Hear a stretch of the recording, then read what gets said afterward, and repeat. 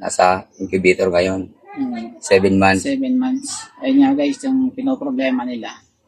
Medyo malaki yung babayaran nila, nasa 40, 40, 45. 45. Kaya, sana tapusin yung video na to para matulungan natin si Paring Saldi.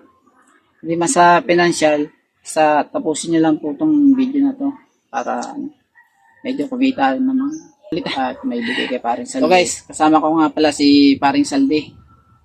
Ito yung kinikwento ko sa inyo na iniwan ng asawa. Pre, kwento mo nga pre kung ano nangyari. Nakalive sa akin dito. Ayun. Medyo inulang pandemic. Siguro natatanda niyo yung pandemic. Lahat tayo walang trabaho. Lahat nga, talagang nawala. Lahat nawala. Isa lang tayong nagtatawag sa Masinag. Ilan tayong barker doon. Nawalan tayo ng diskarte. Ngayon, yung asawa ko, tumulong din sa akin magtrabaho. Ayun, nung medyo matagal-tagal na siya, trabaho. Medyo nagmalaki na rin sa akin. Ayun.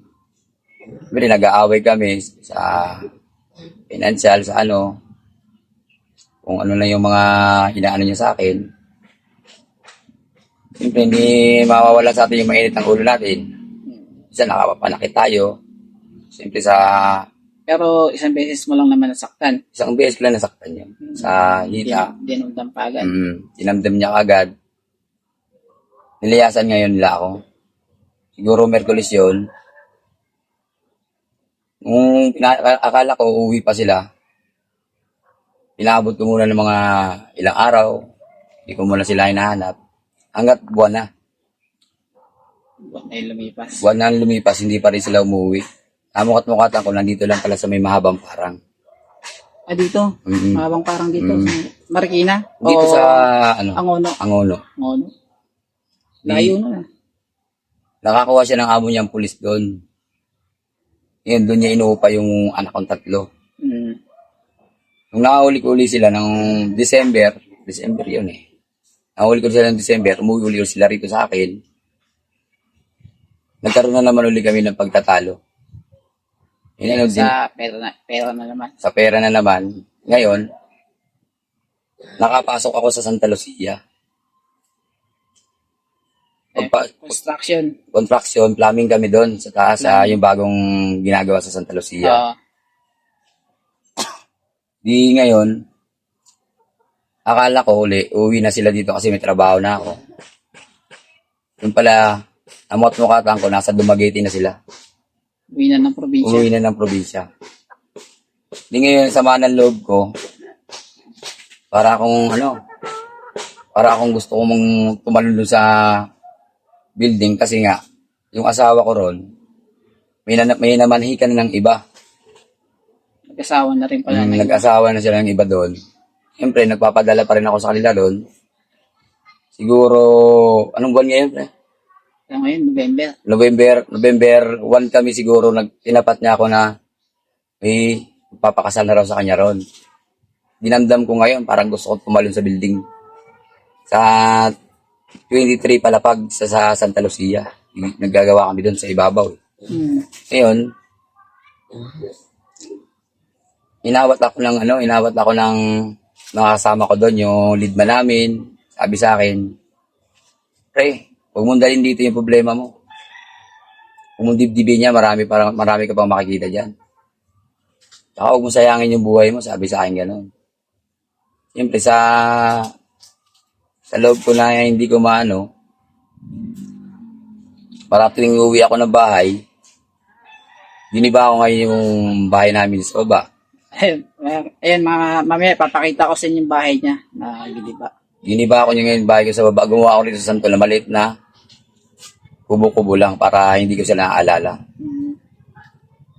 Di ngayon, nakakuha ako ngayon ng mapapangasawa. Yung dati ko ring asawa na dati pa yon. Ngayon nalaman niyang wala na akong asawa. Ngayon, umuwi siya sa akin ngayon. Balikan kayo. Nagkabalikan kami. Ngayon, doon ako may anak ngayon. Nasa incubator ngayon. 7 months. 7 months. Ayun nga guys, yung pinoproblema nila. medyo malaki yung babayaran nila, nasa 40, 40, 45. 45. Kaya, sana tapusin yung video na to para matulungan natin si Paring Saldi. Hindi man sa financial, tapusin nyo lang po itong video na to para medyo kumita naman at may bigay kay Paring Saldi. Ayun yung mga gagawin namin yung vlog. Sasama ko na siya sa pagbablog ko para matulungan ko naman siya. Ayun, puro pagtulong na lang yung gagawin namin ngayon. Sana tapusin nyo guys at paki-like and share na lang din itong video namin. Kaya naisip ko talagang puntahan siya rito. Nabalitaan ko yun Sa Valenzuela na kasi ako ngayon nakatira. Dati ang ganda ng namin kita pa doon sa Masinag. Talagang kumikita ka pa ron. Antipolo. Magtatawag-tawag ka lang doon Libre na pagkain. Simula nung nagka-pandemic, wala lahat ng mga pinagkakakitaan. Talagang parang nalinis. Tapos lahat ng pinagkakakitaan. Ngayon, medyo nakaka-recover na rin yung sa pagbabarker. Dito naman siya sa May Fatima. Na assign siya dyan, Pero marami din sila, kaya ang hirap din. Pero oras lang kayo, pre, Depende pa sa kikitain nila. 3 oras. 3 oras lang. So guys, papakita ko sa inyo yung bahay niya. So guys, papakita namin sa inyo yung dati niyang bahay. Yeah, pababa lang.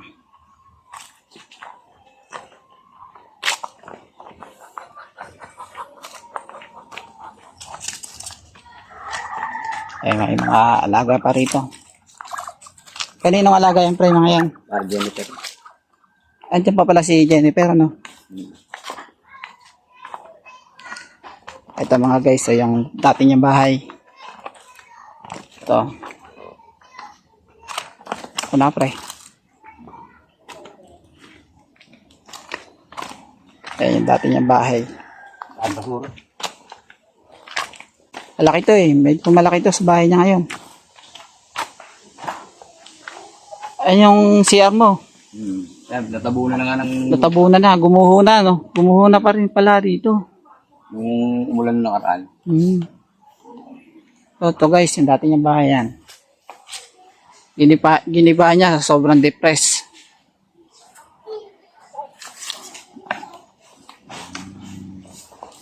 May aso nga lang.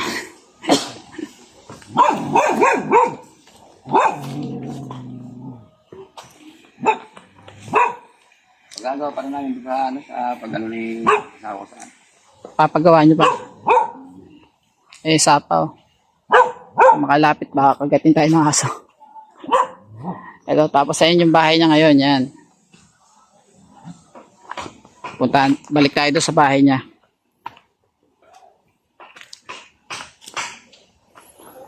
Ito yung ginawa niyang Purulo na. Yan. Makakaraos din tayo, pre. Sama ko na ngayon siya sa mga vlog ko. Para yung kikitain namin. Hati. Tapos yung kalahati pa nun. Tutulong din natin sa mga kapuspalad ba. I-share din natin yung blessing na darating sa atin. Pala yung saingan niya, yan. Yung saingan. Sa tindahan na, papunta rin sa taas.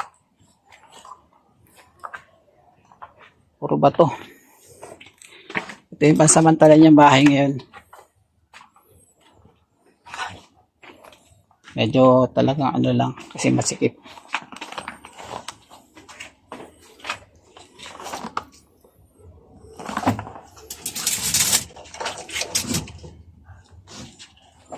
Yan guys, yan. Yung santo.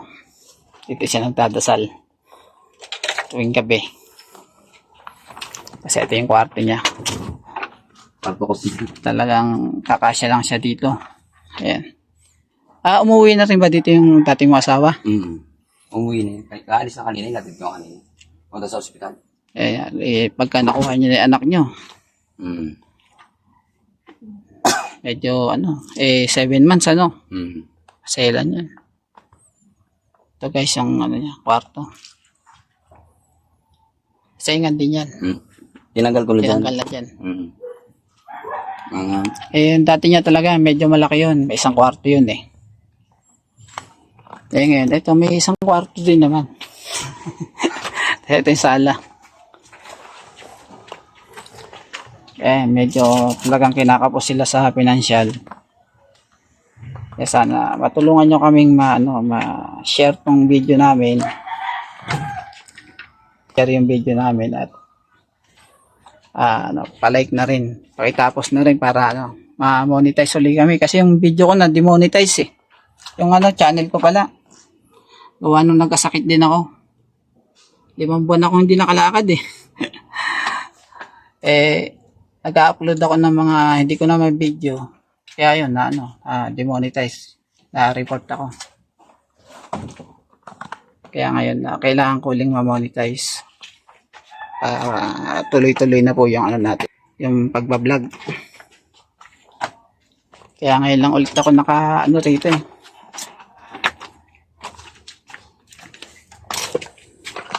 So yun guys, sana matulungan nyo kami at pa-like and share na rin po.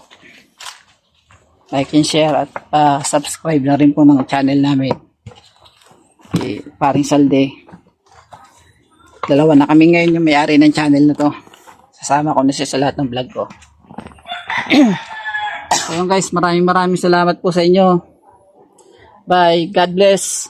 And salamat sa support.